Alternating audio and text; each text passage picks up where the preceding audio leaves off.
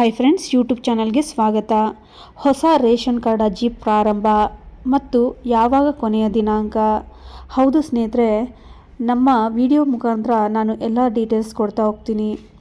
ಕರ್ನಾಟಕ ರಾಜ್ಯ ಆಹಾರ ಇಲಾಖೆಯು ಹೊಸ ರೇಷನ್ ಕಾರ್ಡ್ ಅರ್ಜಿ ಹಾಕಲು ಪ್ರತಿ 2 ಗಂಟೆಗಳ ಕಾಲಾವಕಾಶ ನೀಡಿದೆ. ಇದು ಯಾವ ಸಮಯ ಮತ್ತು ಹೊಸ ರೇಷನ್ ಕಾರ್ಡ್ ಅರ್ಜಿ ಸಲ್ಲಿಸಲು ಕೊನೆಯ ದಿನಾಂಕ ಯಾವಾಗ, ಅರ್ಜಿ ಹಾಕಲು ಬೇಕಾಗುವ ದಾಖಲಾತಿಗಳು ಯಾವುವು ಎನ್ನುವ ಪ್ರತಿಯೊಂದು ಮಾಹಿತಿ ಈ ವಿಡಿಯೋ ಮುಖಾಂತರ ತಿಳಿಸ್ತಾ ಹೋಗ್ತಾ ಇರ್ತೀನಿ.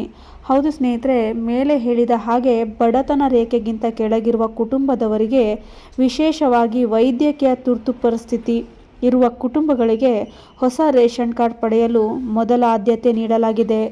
ಇದರಿಂದ ರಾಜ್ಯದಲ್ಲಿನ ಹಲವು ಬಡ ಕುಟುಂಬಗಳಿಗೆ ಮೂಲಭೂತ ಸೌಕರ್ಯಗಳು ಪಡೆಯಬಹುದಾಗಿದೆ.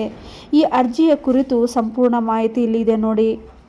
ಹೊಸ ರೇಷನ್ ಕಾರ್ಡ್ ಅರ್ಜಿ. ಸ್ನೇಹಿತರೆ, ನಾವು ಮೇಲೆ ತಿಳಿಸಿದ ಹಾಗೆ ರೇಷನ್ ಕಾರ್ಡ್ ಡೀಟೇಲ್ಸ್ನ ನಾನೀಗ ಕೊಡ್ತಾ ಇದ್ದೀನಿ. ಹೊಸ ರೇಷನ್ ಕಾರ್ಡ್ ಪಡೆಯುವುದರಿಂದ ಕೇವಲ ಗುರುತಿನ ಪತ್ರ ಪಡೆಯುವುದು ಅಷ್ಟೇ ಅಲ್ಲ, ಸರ್ಕಾರದ ಮೂಲಕ ಆಹಾರದ ಭದ್ರತೆ ಪಡೆಯುವುದು, ಸರ್ಕಾರದ ಪ್ರತಿಯೊಂದು ಯೋಜನೆಗಳ ಲಾಭ ಪಡೆಯಬಹುದು, ನಮ್ಮ ಕರ್ನಾಟಕದಲ್ಲಿನ ಗ್ಯಾರಂಟಿ ಯೋಜನೆಗಳ ಲಾಭ ಪಡೆಯಬಹುದು. ಯಾರಿಗೆ ಅರ್ಜಿ ಹಾಕಲು ಅವಕಾಶ?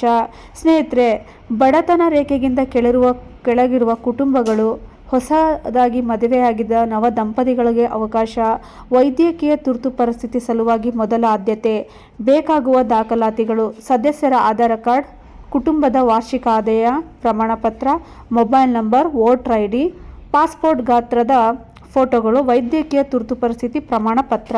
ಹೊಸ ರೇಷನ್ ಕಾರ್ಡ್ಗೆ ಅರ್ಜಿ ಹಾಕುವುದು ಹೇಗೆ? ಸ್ನೇಹಿತರೆ, ನಿಮಗೆ ಮೇಲೆ ತಿಳಿಸಿರುವ ಹಾಗೆ ತುರ್ತು ಪರಿಸ್ಥಿತಿಗೆ ರೇಷನ್ ಕಾರ್ಡ್ ಬೇಕಾದಲ್ಲಿ ಮೇಲಿನ ಅರ್ಹತೆಗಳನ್ನು ಹೊಂದಿದ್ದರೆ ನೀವು ಹೊಸ ರೇಷನ್ ಕಾರ್ಡ್ಗೆ ಅರ್ಜಿ ಸಲ್ಲಿಸಬಹುದು.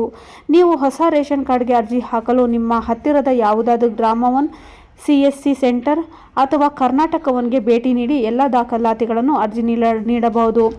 ಸ್ನೇಹಿತರೆ, ಕೇವಲ ವೈದ್ಯಕೀಯ ತುರ್ತು ಪರಿಸ್ಥಿತಿ ಇದ್ದರೆ ಮಾತ್ರ ರೇಷನ್ ನೀಡಲಾಗುತ್ತದೆ.